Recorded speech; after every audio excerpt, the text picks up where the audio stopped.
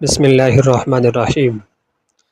فصل نمبر 2 ہے جملہ کے ذاتی و صفاتی اقسام۔ جیسے جملے کی ساری تعریف ہو گئی ہے۔ مرکب مفید کو ہم جملہ کہتے ہیں۔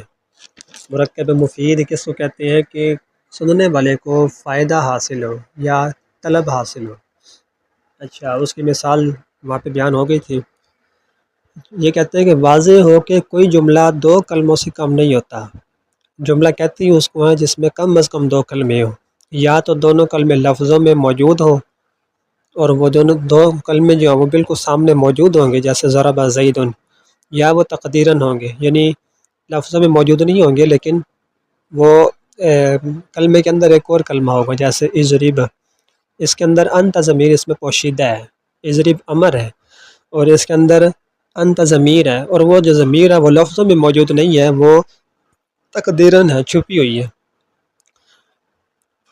جملہ میں 2 سے زیادہ بھی کلمے ہوتے ہیں مگر زیادہ کی کوئی حد نہیں، یعنی 2 سے زیادہ بھی ہوتے ہیں اور زیادہ کتنے بھی ہو سکتے ہیں، 5 7 10 12 100 150، ٹھیک ہے، یہ جملہ بن سکتا ہے۔ جب جملہ کے کلمات بہت ہوں تو اسم اور فعل کو اس میں سے تمیز کرنا چاہیے، یعنی جب جملے زیادہ ہوں، جملے کے کلمات زیادہ ہوں تو اس میں دیکھنا چاہیے کہ اس میں سے یہ اسم ہے، یہ فعل ہے، اس کی تمیز کرنی چاہیے، یعنی علیحدہ علیحدہ کرنا چاہیے۔ پھر دیکھنا چاہیے کہ معرب ہے یا مبنی، عامل ہے یا معمول، اور یہ بھی معلوم کرنا چاہیے کہ کلمات کا تعلق آپس میں ایک دوسرے کے ساتھ کس طرح ہے، تاکہ مسند اور مسند الیہ ظاہر ہو جائے، جملہ کے صحیح معنی معلوم ہو سکے، ٹھیک ہے۔ اور یہ بھی معلوم کرنا چاہیے کلمات کا تعلق، آپس میں وہ کلمات کیا بن رہی ہیں، آیا وہ ان میں سے ایک عامل یا دوسرا معمول ہے، اور مسند کون ہے اور مسند الیہ کون ہے، تاکہ جملہ کا صحیح معنی ہمیں معلوم ہو جائے۔ اور یہ اس صورت میں معلوم ہوگا جب ہم غور و فکر کریں گے، اور جو پچھلا ہم نے پڑھا ہوا اس کو سارے کو ذہن میں رکھ کے اس عبارت کو ہم حل کرنے کی کوشش کریں گے، پھر ہمیں پتہ چلے گا کہ جملہ اسمیہ جو ہے اس کے اندر جو پہلا جملہ ہے وہ مسند الیہ ہے، دوسرا جو حرف ہے یا دوسرا حصہ اس جملے کا وہ مسند ہے، اور جملہ فعلیہ جب ہوگا تو اس کے اندر ہم دیکھیں گے کہ پہلا جو حصہ ہے وہ مسند ہے اور جو دوسرا حصہ یعنی فاعل وہ مسند الیہ ہوگا۔ اور عامل اور معمول، یہ بات بالکل واضح ہے۔ ضرب زیدن کے اندر ضرب جو ہے نا یہ عامل ہے اور زیدن جو یہ معمول ہے۔ اس کے بعد جملہ با اعتبار ذات کے 4 قسم کا ہوتا ہے، یعنی جملہ کی ذات کے اعتبار سے 4 قسمیں ہیں، ایک جملہ اسمیہ، دوسرا جملہ فعلیہ، اور تیسرا شرطیہ، چوتھا ظرفیہ۔ یہ جملے کی ذات ہے۔ اچھا، جملہ اسمیہ کس کو کہتے ہیں؟ جیسے زید قائم، پیچھے اس کی تعریف بھی ہوئی تھی کہ جس کا پہلا جز اسم ہو وہ جملہ اسمیہ ہے، اور جس کا پہلا جز فعل ہو وہ جملہ فعلیہ ہے، دوسرے کے ساتھ کوئی تعلق نہیں ہوگا، اسم کا بھی اور فعل کا بھی۔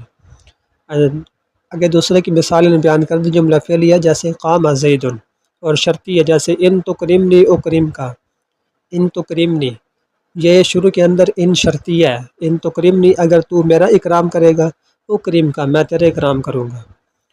ظرفیہ، اب ان تکرمنی اکرم کا یہ شرط ہے کہ تو اگر میرا احترام کرے گا، اکرام کرے گا تو میں تیرا اکرام کروں گا، اگر تو میرا اکرام نہیں کرے گا تو میں تیرا اکرام بھی نہیں کروں گا۔ یہ جملہ شرطی ہے، اس کے اندر شرط پائی جا رہی ہے۔ اور جملہ ظرفیہ جیسے عندی مال، میرے پاس مال ہے، یہ جو پاس والا ترجمہ ہوتا ہے نا، یا جگہ کا جس کے اندر معنی آ جائے، وقت کا جس کے اندر معنی آ جائے، وہ جملہ ظرفیہ بنتا ہے، میرے پاس مال ہے۔ یہ چاروں قسمیں اصل جملہ کہلاتی ہے، یعنی جملہ کی جو اصل ہے وہ صرف اور صرف یہ 4 قسمیں ہیں، جملہ اسمیہ، جملہ فعلیہ، شرطیہ اور ظرفیہ۔ یہ تو ہو گئی تھی جملہ کی ذات کے اعتبار سے قسمیں۔ اوپر اس کی فصل دوم کی ہیڈنگ ہے کہ جملہ کے ذاتی و صفاتی اقسام۔ یہ ذاتی اقسام 4 ہو گئی ہیں۔ اس کے بعد جملہ با اعتبار صفت کے 6 قسم کا ہوتا ہے، ایک مبینہ، دوسرا معللہ، تیسرا معترضہ، چوتھا مستانفہ، پانچواں حالیہ اور چھٹا معطوفہ۔ مبینہ جو پہلے کو کھول کر بیان کر دے، یعنی پہلا جو حصہ ہے اس کو کھول کر بیان کر دے، جیسے الکلمۃ علی ثلاثۃ اقسام، اسم و فعل و حرف۔ اب اس جملے کے اندر الکلمۃ علی ثلاثۃ اقسام، یہ ایک حصہ ہے، اسم و فعل و حرف یہ دوسرا حصہ ہے۔ اس دوسرے حصے نے پہلے جو جملہ تھا اس کو کھول کر بیان کر دیا ہے، ٹھیک ہے، کہ جملہ کلمہ 3 اقسام پر مشتمل ہے، اور وہ 3 اقسام کون کون سی یہ معلوم نہیں تھا، اسم و فعل و حرف، اس نے آ کر یہ بتا دیا کہ وہ 3 اقسام اسم، فعل اور حرف ہے۔ اس مثال میں پہلے جملے کا مطلب صاف نہیں معلوم ہوتا تھا کہ وہ کون سی 3 قسمیں ہیں، دوسرے جملہ نے اس کو بیان کر دیا کہ وہ اسم، فعل اور حرف ہے۔ اور معللہ یہ تعلیل علت سے ہے، جو پہلے جملہ کی علت بیان کر دے، جیسا حدیث شریف میں ہے لا تصوموا فی هذه الايام فانها ایام اکل و شرب و بحال، کہ تم روزہ نہ رکھو ان 5 دنوں یعنی عیدین اور ایام تشریق میں، کیوں؟ اس لیے کہ وہ کھانے پینے اور جماع کے دن ہیں۔ اب یہاں پہ دیکھو فرمایا لا تصوموا فی هذه الايام، کہ تم ان 5 دنوں کے اندر روزہ نہ رکھو، کیوں نہ رکھو؟ اس کی آگے وجہ بیان کر دی ہے کہ وہ جو دن ہیں وہ کھانے پینے اور جماع کے ہیں۔ آگے لکھا بھی ہوا ہے کہ اس حدیث شریف کے پہلے جملہ میں 5 دن روزہ رکھنے سے منع فرمایا، اور اس کی علت دوسرے جملے کے اندر بیان فرمائی کہ وہ کھانے پینے اور جماع کے دن ہے۔ یہ جملہ معللہ ہے، یہ علت سے ہے تعلیل کیا ہوا، اور جملہ معترضہ جو 2 جملوں کے درمیان بے جوڑ واقع ہو، جیسے قال ابو حنیفۃ رحمہ اللہ، اس جملے کے اندر رحمہ اللہ جو ہے نا، اچھا النیۃ فی الوضوء لیست بشرط، اس مثال کے اندر رحمہ اللہ جملہ معترضہ ہے کہ پہلے اور بعد کے کلام کے ساتھ اس کا کچھ تعلق نہیں ہے۔ جب فرمایا قال ابو حنیفۃ، امام ابو حنیفہ رحمۃ اللہ علیہ نے فرمایا، اب رحمہ اللہ اس کا تعلق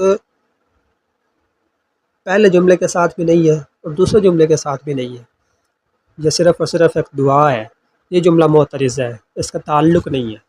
اور چوتھا جملہ مستانفہ ہے، وہ جملہ کہ جس سے نیا کلام شروع کیا جائے، جیسے الکلمۃ علی ثلاثۃ اقسام، ٹھیک ہے، اس کو جملہ ابتدائیہ بھی کہتے ہیں۔ اب یہیں سے جملہ شروع ہو رہا ہے، الکلمۃ علی ثلاثۃ اقسام، یہ جملہ ابتدائیہ بھی ہے، اسی کو جملہ مستانفہ بھی کہتے ہیں۔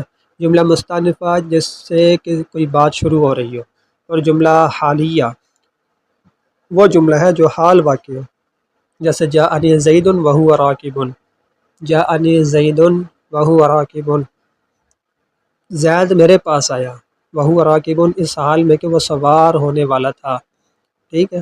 تو یہ جاءنی زید ایک جملہ ہے، اگلا جو جملہ ہے نا وہ اس نے پہلے جملے کی حالت کو بیان کر دیا کہ زید میرے پاس کس حال میں آیا، اس کی حالت ایسی تھی کہ وہ سوار تھا۔